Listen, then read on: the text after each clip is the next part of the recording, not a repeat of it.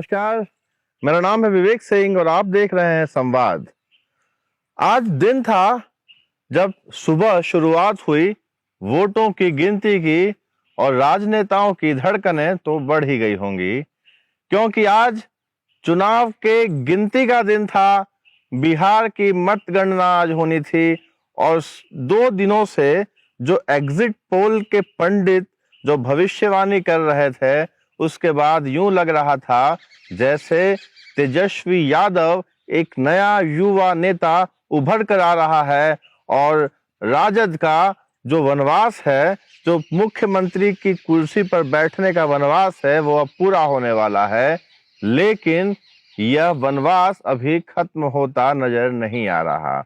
क्योंकि exit polls की जो भी पंडितों ने भविष्यवाणी की थी, उस भविष्यवाणी को धता देते हुए जो गिनती शुरू हुई है वो एनडीए के पक्ष में दिखाई देती जा रही है। बिहार वह भूमि जहां यह नारा लगा था, अब की बार का बा नो बी फेल बा कि नीतीश कुमार बा, तो लग तो यूं ही रहा है, अगर राजनीति में ज्यादा उठक पटक ना हुई तो यूं लग रहा है जैसे नीतीश कुमार एक बार फिर से मुख्यमंत्री बनने जा रहे हैं। बाबू जगजीवन राम के चेले लालू प्रसाद यादव और उनसे जूनियर नीतीश कुमार, लेकिन इस बार नीतीश कुमार का मुकाबला लालू प्रसाद से नहीं था, क्योंकि लालू प्रसाद तो अभी जेल में हैं और उनका मुकाबला उनके छोटे पुत्र तेजस्वी यादव से था।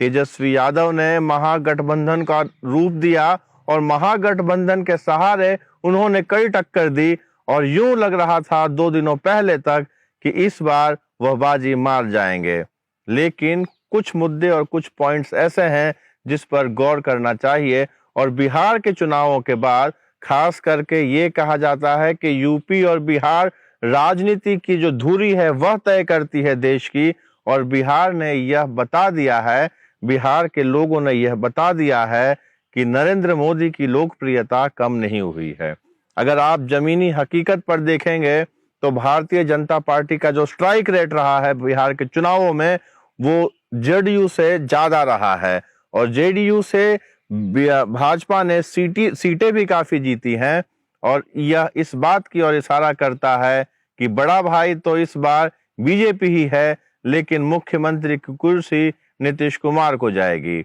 अब जबकि नीतीश कुमार यह ऐलान कर चुके हैं कि यह उनकी आखिरी पारी है, तो यह भी देखना होगा राजनीति की जो मोल भाव है वो किस कदर बैठती है और कितने दिनों तक नीतीश कुमार मुख्यमंत्री बने रह पाएंगे। अगर जो स्थिति चल रही है, वोटों की गिनती जो जारी है, वह अगर रुझान यही रहे तो, क्योंकि इस बार जो वोटों की गिनती का रुझान है वो बहुत धीरे धीरे आ रहा है। कोरोना के कारण वोटों की गिनती काफी धीमी है और देर रात तक स्थिति स्पष्ट हो पाएगी, रिजल्ट आ पाएंगे, क्योंकि 100 से अधिक सीटों पर जो मार्जिन है वो 500 वोटों से लेकर 1500 वोटों तक का मार्जिन है, जहां पर कभी भी परिस्थिति पलट सकती है और राजनीति का जो गणित है वो कई लोगों के लिए बन भी सकता है और बिगड़ भी सकता है। अब इस चुनाव में कुछ बातें देखने को मिली है कि जमीन पर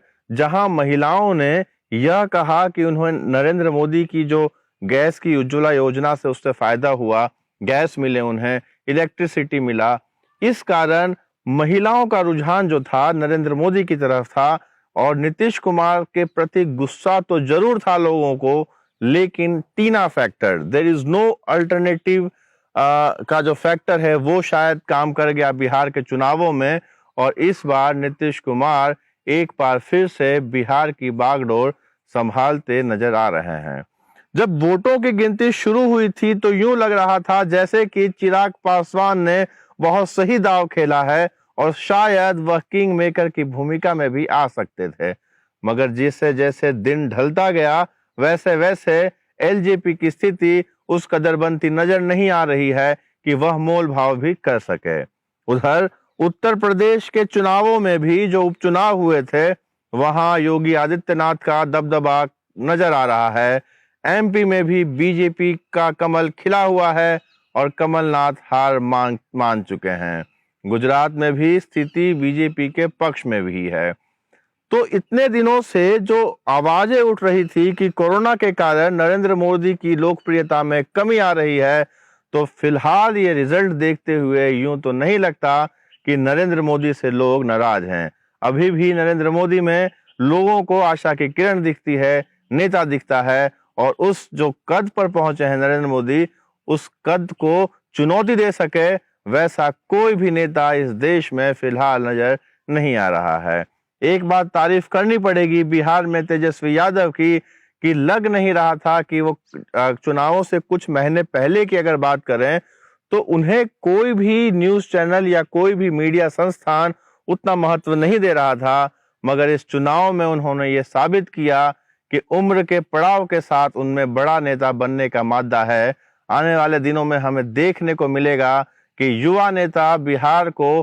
पटरी पर ला सकते हैं। चाहे आप विपक्ष में बैठे हैं या सरकार चलाएं, लेकिन लोगों की अपेक्षाओं पर खरा उतरना विपक्ष को भी होता है और सत्ता पक्ष को भी होता है। भारतीय जनता पार्टी को जो जन समर्थन मिल रहा है, वह बिहार में काफी अपेक्षाएं लेकर लोगों के दिलों में, उन अपेक्षाओं के लिए काफी उम्मीदें हैं लोगों के दिलों में। बिहार की परिस्थिति बदलनी चाहिए। वह भूमि जो सामाजिक चेतना की भूमि है, जो ज्ञान की भूमि है, वह विकास की राह देख रहा है। हम उन नेताओं से, उन कर्णधारों से, उन सत्ताधीशों से यही गुजारिश करेंगे कि जनता ने आपको सिंहासन पर बिठाया है सिर्फ सत्ता के मोह के लिए नहीं, बल्कि जनता के लिए, और जो दशा है और जो दिशा है उसे बदलने के लिए काम करें। नमस्कार, जय हिंद।